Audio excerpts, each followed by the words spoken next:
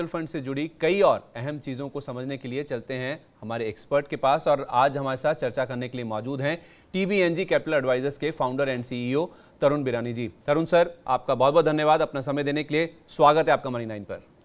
धन्यवाद संदीप। सर, हमने एक खास रिपोर्ट के जरिए डिविडेंड यील्ड फंड्स के बारे में अपने दर्शकों को समझाने की कोशिश की है। अगर आप भी प्लीज़ डिविडेंड यील्ड फंड्स के बारे में थोड़ा और अगर ऐड ऑन कर सकें और इस तरह के फंड्स में किन लोगों को निवेश करना चाहिए, ये भी अगर हमारे दर्शकों को समझा सकें प्लीज़। डिविडेंड यील्ड फंड्स वो फंड होते हैं, पहले डिविडेंड यील्ड क्या होता है? डिविडेंड यील्ड वो होता है जो कि हर साल most of the companies dividend pay out करती है। तो वो पे out percentage of the stock का जो भाव चल रहा है, अगर आप करेंगे तो उससे आपको डिविडेंड पे आउट यील्ड पता चलती है। ठीक है। उसके बाद अगर अपन दूसरी चीज देखेंगे, कौन सी कंपनियां होती है जो डिविडेंड यील्डिंग कंपनियां होती है, उनकी क्या विशेषता होती है। तो अगर आप देखें तो डिविडेंड पेइंग कंपनीज की दो तीन प्रमुख बातें होती है। वो एक तो कंसिस्टेंट प्रॉफिट ट्रैक रिकॉर्ड होता है उन कंपनीज का। उन कंपनीज के कैश फ्लोज बहुत स्ट्रांग होते हैं। उन कंपनीज का मैनेजमेंट स्ट्रांग होता है। ये तीन चार विशेषताएं हमने देखी है अच्छी हाई डिविडेंड यील्डिंग कंपनीज की। ठीक है। तो सेबी की गाइडलाइन के हिसाब से डिविडेंड यील्ड फंड्स वो होते हैं कि जिसमें 65% से ज्यादा डिविडेंड यील्डिंग स्टॉक्स होते हैं। अच्छा। तो वो उसकी परिभाषा बताई गई है सेबी की फ्रेमवर्क के अंदर। तो अगर मैं आज की बाजार की स्थिति देखूं तो आप देख रहे होंगे कि बाजार के अंदर जो भी मैक्रो इकोनॉमिक डेवलपमेंट हुए हैं globally as well as Bharat में, अगर आप देखेंगे इंटरेस्ट रेट्स में काफी चेंजेस आ रहे हैं। इन्फ्लेशन का स्विंग यूएस में और इंडिया में दोनों में ऊंचाई की तरफ बढ़ रहा है। तो इस टाइम पे आप देख रहे होंगे कि करेंसी का मूवमेंट बहुत ज्यादा इरेटिक होता जा रहा है, 75 से 80 के पास में पहुंच चुका है। तो इस टाइम पे इन्वेस्टर फ्लाइट टू सेफ्टी की तरफ जाना चाहता है। और जो भी फ्लाइट टू सेफ्टी की तरफ जाना चाहता है तो डिविडेंड यील्डिंग कंपनियां उनकी फर्स्ट बेट कंपनीज होती है। तो from A value perspective, value investing style अगर मैं देखूं तो डिविडेंड यील्डिंग कंपनियां बहुत अच्छी मानी जाती है। एक और दूसरी, ये तो मैंने अच्छी बात बताई, पर डिविडेंड यील्ड फंड की एक और चीज इन्वेस्टर को ध्यान रखनी चाहिए कि ये बहुत नैरोली डिफाइंड परिभाषा है। मतलब ये वाले फंड सिर्फ एक ही मैंडेट में काम करते हैं। मैं एक ऐसे फंड में इन्वेस्ट करना चाहूंगा जो कि डाइवर्सिफाइड है, समय आने पे वो ग्रोथ में भी चला जाए, समय आने पे वो वैल्यू इन्वेस्टिंग भी कर सके। मैं ऐसे फंड में सीमित नहीं रहना चाहूंगा। तो अगर आप मुझे पूछें कि क्या मैं डिविडेंड यील्ड में पर्सनली इन्वेस्ट करूंगा, तो मैं नहीं इन्वेस्ट करूंगा इसमें। मैं उसकी बजाय एक डाइवर्सिफाइड म्यूचुअल फंड में इन्वेस्ट करना ज्यादा पसंद करूंगा। ओके, ठीक है। तो डिविडेंड यील्डिंग फंड्स की जो परिभाषा है पहले वो हमें तरुण सर ने समझाने की कोशिश करी है। ये वैसे फंड्स होते हैं जिसका 65% जो एलोकेशन है वो डिविडेंड यील्डिंग स्टॉक्स में ही होता है। और डिविडेंड यील्डिंग स्टॉक्स के बारे में भी सर ने आपको बताया कि कौन से वो स्टॉक्स होते हैं जहाँ पे प्रॉफिटेबिलिटी काफ़ी अच्छी होती है, मैनेजमेंट पेडिग्री काफ़ी स्ट्रांग होती है। ऐसी कंपनियों में ये ज़्यादातर जो फंड्स हैं उसमें अपना एलोकेशन करते हैं। और सेबी के फ्रेमवर्क के मुताबिक 65% एलोकेशन जो है इन फंड्स का वो डिविडेंड यील्डिंग स्टॉक्स में ही होता है। लेकिन उसके बनस्पत जो डाइवर्सिफाइड फंड्स होते हैं जो कि समय के मुताबिक अपने जो एलोकेशंस हैं उनको चेंज कर सकें, जिनको हम डाइवर्सिफाइड फंड्स कहते हैं, उसमें हमें तरुण सर बता रहे हैं कि अगर निवेश करना है तो शायद वो एक बेहतर विकल्प हो सकता है। सर, इसके साथ साथ मई और जून महीने में डेट म्यूचुअल फंड से भारी भरकम निकासी होती हुई दिखी है। इसकी वजह आप क्या समझते हैं और इसे देखते हुए निवेशकों को क्या करना चाहिए? तो पहली बात, मैं निवेशकों को कभी भी फंड में इनफ्लो और आउटफ्लो से अपने डिसीजंस नहीं बनाने चाहिए। ये एक चीज मैं बताना चाहूंगा, बिकॉज फंड में इनफ्लो एंड आउटफ्लो बहुत सारे रीजंस के कारण हो सकते हैं। एग्जैक्टली। हो सकता है काफी लोगों को फंड्स की जरूरत हो, टैक्स पे आउट आए, या फिर आउटफ्लो हो रहा हो। मान लीजिए इक्विटी मार्केट गिरा हुआ है, इसके लिए कुछ लोग रिडीम करके इन्वेस्ट कर रहे हैं उधर। आपने देखा होगा कि जून के महीने के अंदर आरबीआई ने रेपो रेट बढ़ा दी थी अचानक से, तो उसके कारण भी डेट फंड्स के अंदर थोड़े नेगेटिव रिटर्न्स देखे गए थे। तो बहुत सारे रीजन है, उसके कारण इन्वेस्टर रिएक्ट करते हैं। पर मैं ये कहना चाहूंगा कि इन्वेस्टर को अपने डिसीजन अपनी जरूरतों के हिसाब से डिफाइन करने चाहिए। क्या ठीक है। आपके लॉन्ग टर्म, शॉर्ट टर्म और मीडियम टर्म गोल हैं? हम्म। पहली बार तो आप इन्वेस्ट इसलिए करिए क्योंकि आपको इन्वेस्ट करना है, राइट? आपकी क्या जरूरत है उस हिसाब से इन्वेस्ट करिए, ठीक है। ना कि बाजार में इनफ्लो और आउटफ्लो हो रहा है उस हिसाब से इन्वेस्ट करिए। सो उसको देखते हो मुझे लगता है कि ये कोई ज्यादा जरूरी बात नहीं है पता होने के लिए कि इनफ्लो आउटफ्लो कितना हुआ। हम्म। ठीक है, तो अपने फाइनेंशियल गोल्स के हिसाब से आप अपने निर्णय लीजिए किसी फंड में एंट्री, या उस फंड से अगर आपको बाहर निकलना है या पैसा निकालना है तो वो आपका डिसीजन होना चाहिए, आपकी ज़रूरत के हिसाब से होना चाहिए, ना कि किसी आउटफ्लो के जो न्यूज़ फ्लो है उसके हिसाब से आपको कोई डिसीजन लेना चाहिए। तो एक बात तो साफ है कि अपने फाइनेंशियल गोल्स को आप ज़्यादा इंपॉर्टेंस दीजिए, उसी के हिसाब से ही किसी म्यूचुअल फंड में आपको एंट्री या तो फिर एग्जिट लेना चाहिए। अच्छा सर, अगर कोई अपने म्यूचुअल फंड के प्रदर्शन से परेशान है तो क्या जरूरी है कि वह अपने म्यूचुअल फंड से बाहर निकल जाए? उसके सामने निवेश रोकने जैसे या और क्या विकल्प हो सकते हैं कि वो बाहर ना निकले, कुछ और ऐसी चीजें कर ले अगर वो परफॉर्मेंस से खुश नहीं है किसी म्यूचुअल फंड से? तो पहली बात संदीप, आदमी फंड के परफॉर्मेंस से क्यों खुश नहीं होगा?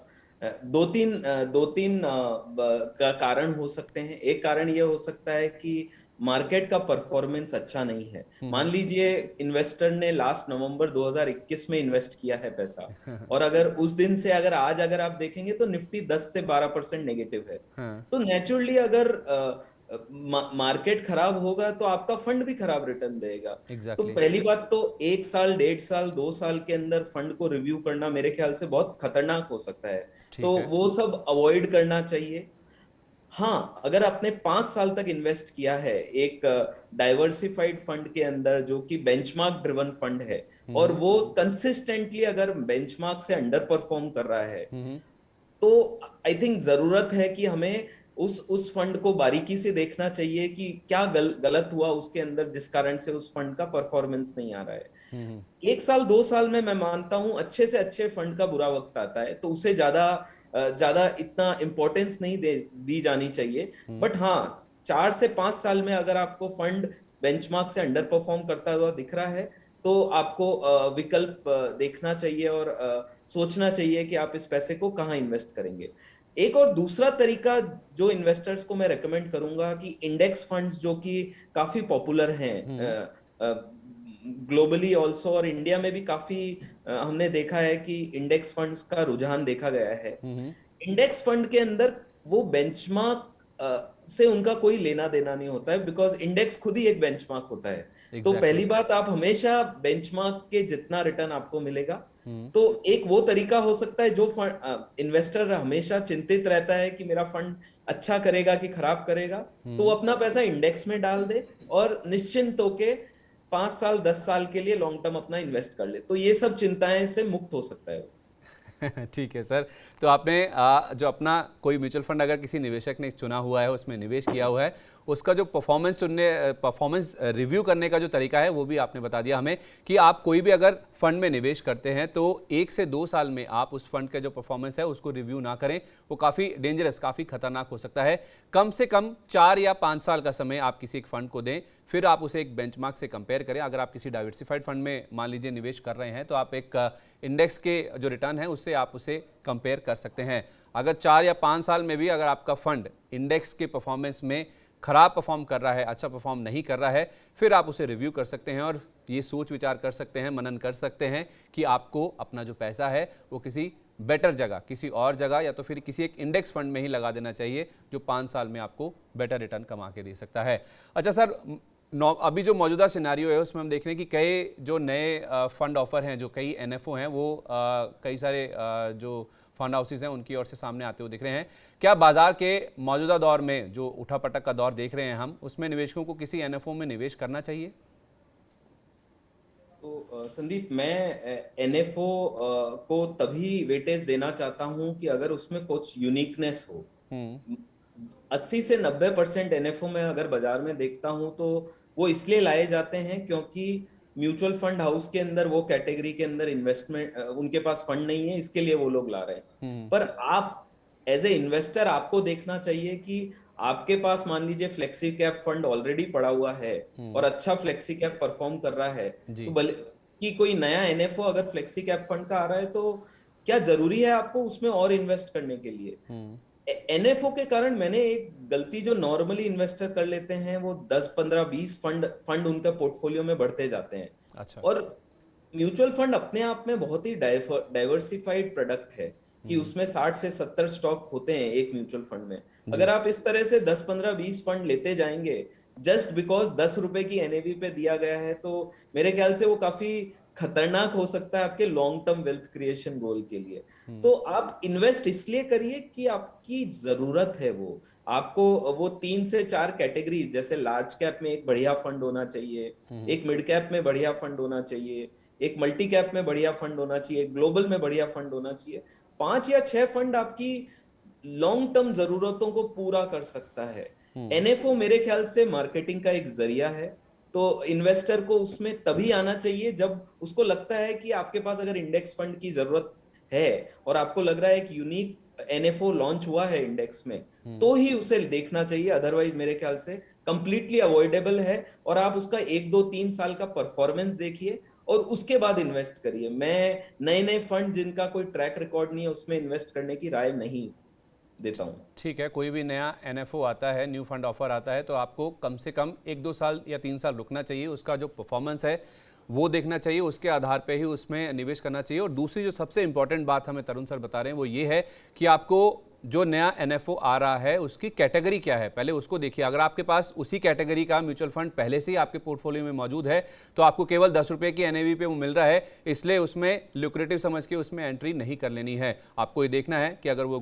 कोई ग्लोबल फंड है तो क्या आपके पास पहले से कोई ग्लोबल फंड पड़ा है, अगर पड़ा है तो फिर आपको उसमें निवेश करने की जरूरत नहीं है। तो उस लिहाज से आप अपने पोर्टफोलियो को देखें और सामने जो कैटेगरी लॉन्च की जा रही है उसके हिसाब से आप किसी नए फंड ऑफर में निवेश करने की रणनीति बनाइए। अच्छा सर, ये जो मौजूदा सिनेरियो चल रहा है जिसमें आप चाहे कह लीजिए कि हम राइजिंग इंटरेस्ट रेट सिनेरियो में हैं, या हम ये कह लें कि अभी बाज़ार में काफ़ी ज़्यादा ओटा पटक का दौर है, कुछ पर्टिकुलर ऐसे सेक्टर्स हैं जो कि काफ़ी अच्छा परफॉर्म कर सकते हैं, तो क्या उस लिहाज से अगर हमें एनएफओ में नहीं निवेश करना है तो क्या कोई थीमेटिक फंड्स हो सकते हैं या कोई ऐसे सेक्टोरल फंड्स हो सकते हैं जो कि समय समय पे या आने वाले 6 से 12 महीने में काफ़ी अच्छा परफॉर्म कर सकते हैं? क्या उनकी ओर रुझान जाना चाहिए जिस तरह का सिनेरियो है मार्केट्स का अभी देखते हुए? दीप, मैं थोड़ी अलग राय रखता हूँ। ये थीमेटिक समय में क्या चल रहा है, मुझे ये सब चीजें ज्यादा पसंद नहीं है, ना कि मैं अपने इन्वेस्टर्स को रेकमेंड करता हूँ। मेरे हिसाब से आपका सबसे पहले एक फाइनेंशियल प्लान होना बहुत जरूरी है, और वो फाइनेंशियल प्लान डिसाइड करेगा कि आपको कहाँ इन्वेस्ट करना है और कहाँ इन्वेस्ट नहीं करना है। आपकी सूटेबिलिटी क्या है, क्या आपके लिए सही है, गलत है, आपकी रिस्क लेने की ताकत कितनी है, वो सब डिसाइड करेगी आप एक को कहाँ इन्वेस्ट करना है। मान लीजिए मेरी उम्र 40 साल है और मैंने आज तक रिस्क लेने की ताकत मेरी बहुत कम है, क्योंकि आज तक मैंने मेरी फैमिली में इक्विटी इन्वेस्टिंग नहीं देखी है। तो नेचुरली मेरी इक्विटी एपेटाइट मेरा बहुत कम होगा। तो मेरे हिसाब से इन फंडामेंटल क्वेश्चंस पे ज्यादा ध्यान दिया जाना चाहिए रेदर देन थीमेटिक क्या अच्छा है, कहाँ इन्वेस्ट करना चाहिए। बिकॉज ये मेरे हिसाब से इससे अच्छा इन्वेस्टिंग एक्सपीरियंस नहीं बनता है। जो मैं बोलना चाह रहा हूं कि कैसे हम अगले 5 साल 10 साल में इन्वेस्टर को अच्छा इन्वेस्टिंग एक्सपीरियंस दे सकें। और वो इन्वेस्टिंग एक्सपीरियंस अच्छा तभी हो सकता है जब पहले काफी सोच विचार किया जाए कि मेरी जरूरतें क्या है, long term, short term, medium term मेरी जरूरत क्या है। मान लीजिए लॉन्ग टर्म 10 साल में मेरे बच्चों के एजुकेशन के लिए पैसा मैंने अलग रखना है, या फिर मुझे मेरे रिटायरमेंट के लिए पैसा अलग रखना है, तो वो पैसा मैं इक्विटी में डिवाइड कर सकता हूँ। पर जो मुझे 2 साल में, 3 साल में, 1 साल में जरूरत है, वो पैसा मुझे डेट में या फिर हाइब्रिड फंड में रखना पड़ेगा। तो एक बार अगर वो तय हो जाए तो उसके बाद हाँ, मैं मानता हूं कि समय समय पे मार्केट में बड़ी बड़ी अपॉर्चुनिटीज आती रहती है, और इन्वेस्टर्स को 10 से 20% ऑफ द पोर्टफोलियो उन टेक्टिकल अपॉर्चुनिटीज के लिए रखना चाहिए। जैसे कि स्मॉल कैप फंड्स अगर आप देखें तो स्मॉल कैप फंड्स लास्ट 6-7 महीने में काफी लो रिटर्न दिया है उन्होंने। बट मुझे लगता है अगले 1 साल के अंदर अगर ये करेक्शन का दौर खत्म होता है तो स्मॉल कैप फंड्स, जो इन्वेस्टर्स की रिस्क लेने की ताकत ज्यादा है, वो धीरे धीरे उसमें अपना इन्वेस्टमेंट चालू कर सकते हैं। मेरे हिसाब से पोर्टफोलियो जितना डाइवर्सिफाइड कैटेगरी में रखेंगे, डाइवर्सिफाइड फंड कैटेगरी में, उतना आपके लिए अच्छा है। क्योंकि मान लीजिए आपने सेक्टर फंड में पैसा डाल दिया, टेक्नोलॉजी फंड में डाल दिया मेरे कहने के कारण, पर उसे कब निकालना है, कब रखना है, ये बहुत मुश्किल है और इस कारण से इन्वेस्टिंग एक्सपीरियंस बिगड़ जाता है। तो इसलिए मेरी यही राय होगी कि आप आपके गोल्स और प्लान्स को डिसाइड करिए और 4 या 5 अच्छे फंड रखिए और 10 से 20% पोर्टफोलियो, हाँ जरूरी है कि समय के साथ आप अपने पोर्टफोलियो को रीबैलेंस करते रहिए। ठीक है, तो कुल मिला के आपकी जो फाइनेंशियल ज़रूरतें हैं, पहले आप इस चीज़ पे बहुत ध्यान से गौर कीजिए कि आपकी ज़रूरतें क्या हैं, आप क्यों निवेश कर रहे हैं, आप रिस्क कितना ले सकते हैं, यानी जोखिम कितना ले सकते हैं। उस लिहाज से आप 4 या 5 कुछ अच्छे क्वालिटी म्यूचुअल फंड्स को चुनें। और जैसे कुछ अपॉर्चुनिटीज़ आती हैं, जैसा मेरा सवाल भी था कि कुछ समय समय के हिसाब से कुछ ऐसे सेक्टर्स हैं, कुछ ऐसे पोर्टफोलियो पॉकेट्स होते हैं जहाँ पे अपॉर्चुनिटीज़ आती हैं जो कि आने वाले 6 या 12 महीने में पता होता है कि हाँ शायद अब इन सेक्टर्स या तो फिर पॉकेट्स का परफॉर्म करने का समय आ गया। तो उनके लिए आपका जो कुल पोर्टफोलियो की रकम है, मान लीजिए 100 रुपये है, तो उसका 10 से 20 रुपये आप चाहें तो उन थीमेटिक फंड्स के लिए या तो फिर अपॉर्चुनिटिस्टिक जो फंड्स होते हैं उनके लिए आप पैसा रख सकते हैं। लेकिन बाकी सारा जो पैसा है वो आपको अपने गोल्स के हिसाब से 4 या 5 अच्छे डाइवर्सिफाइड फंड्स में करना चाहिए। अच्छा आपका इन्वेस्टिंग का एक्सपीरियंस हो, उसके लिए आप 4 से 5 साल का जो नज़रिया है वो लेके म्यूचुअल फंड्स में निवेश कर सकते हैं।